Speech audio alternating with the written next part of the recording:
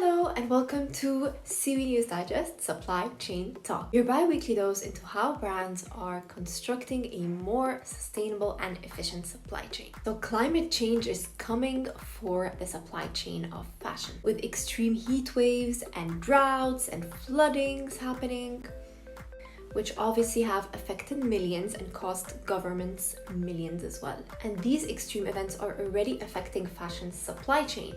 Usually strong monsoon rain ravaged Pakistan between June and September this year, with floods affecting over 30 million people and around 40% of the annual cotton yield. Meanwhile, in the US, the largest cotton exporter globally, the Department of Agriculture, is forecasting a 28% annual decline in supply due to drought in Texas. Other top producing countries like India, Brazil, China, and Turkey, which produce silk, wool, and forest fibers, are at risk as well.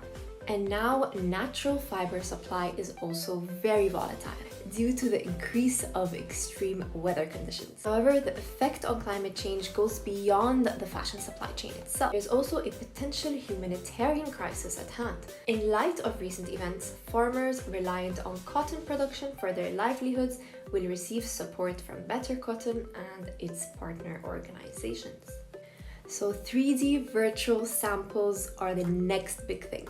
Back in 2019, Timberland's design team got a last-minute brief for a new footwear style to be developed as soon as possible. That's where 3D virtual sampling came along. Revising physical samples and having the samples go back and forth, instead, Timberland bypassed the procedure and did everything in 3D. The virtual samples of the new Madbury sneaker boot were what the sales team used to determine Timberland's own buy-in and even sell the shoe to retailers.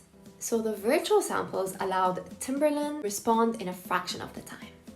And now the brand has formalized 3D as part of its design process. Now has a team of 8 dedicated only to 3D. Omni-channel is now the new normal to direct-to-consumer brand, with 59% of online shoppers believing that it's important for a retailer to be able to purchase a product online for it to be shipped to the physical store, from where the consumer can then collect it. Omni-channel used to be a buzzword, but now it's the new normal. And now purchases done through mobile phones, known as m-commerce, growing faster and faster. And one rising form of m-commerce is through social media, like TikTok and Instagram. And nearly 30% of US shoppers have made at least one purchase using social media. And that number is expected to grow by nearly 40% by 2024. And also in the globalized world that we're in right now, customers are expecting cross-border direct-to-consumer e-commerce to be as seamless as domestic equivalent e-commerce. 52% of cross-border shoppers reported having made 6 or more purchases from a retailer or brand based outside their own country. Thank you for tuning in to SIIWII News Digest Supply Chain Talk. We are here bi-weekly. Subscribe to our channel right here and also follow SIIWII on social media. We will be back very, very soon.